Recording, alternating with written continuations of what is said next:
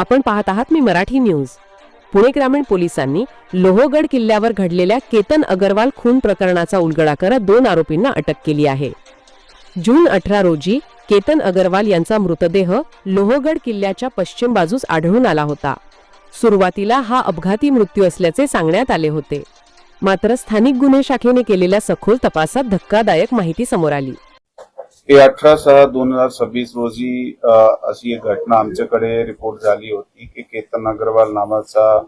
जो एक तरुण 25 वर्षाचा आहे तो लोहगड किल्ल्यात त्याची फॅन्सी सिया गोयल बरोबर फिरण्यासाठी गेला होता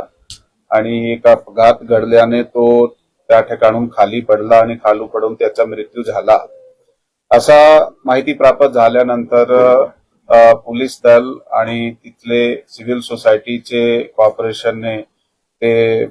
त्याची जे बॉडी होती त्याला बाहेर काढला आणि त्याच्यात एक एडीचा जे केस आहे ते दाखल करण्यात आला होता 36/2026 बीएनएस कलम 194 प्रमाणे लोणावळा ग्रामीण पोलीस स्टेशन मध्ये। त्यात काही त्या घटना घडल्यानंतर जे काही इन्फॉर्मेशन पुढे तपासामध्ये आमच्या समोर आली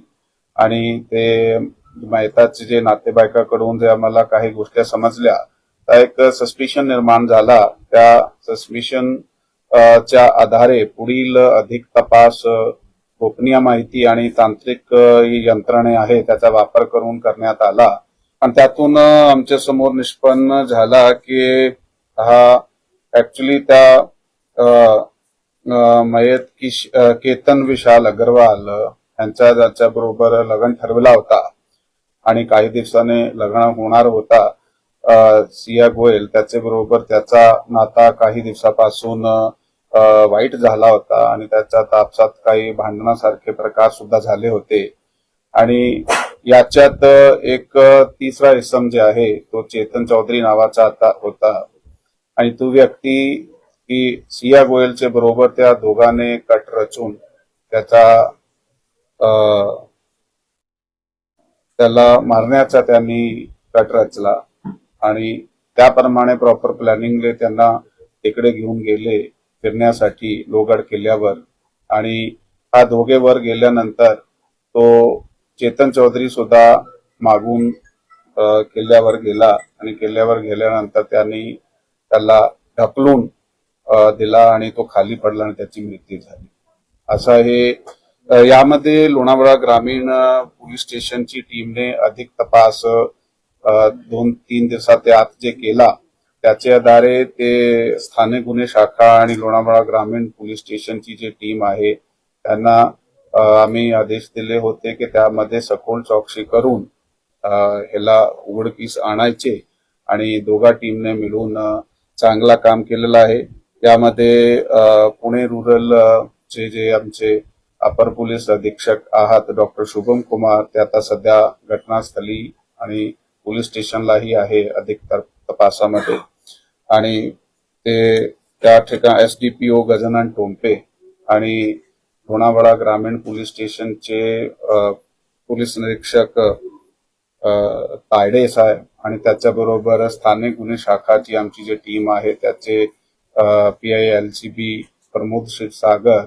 पीएसआय सावंत आणि त्याची टीम त्यांनी खूप चांगल्या पद्धतीने त्या गुन्ह्याचा तपास केला आणि हे गुन्हा उघडकीस समोर आणला। त्या गुन्ह्यामध्ये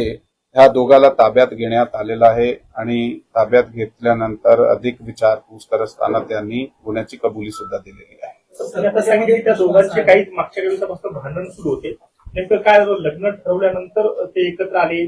त्यांनी कट रचला कसा आधीच ठरवलं होता की अशा प्रकारे करायचंय आणि त्यानंतर तिथे 3 जण भेटले त्यात वाद झाला ढकललं आधी मारलं, नेमकं काय घडलं? नाही त्यात जसं मी आपल्याला सांगितलेलं आहे की या मुलाबरोबर जो ह्याच्यात चौधरी नावाचा मुलगा आहे त्याच्याबरोबर ते त्या मुलीची अगोदरपासून ओळख होती। त्यांचा नेमका जो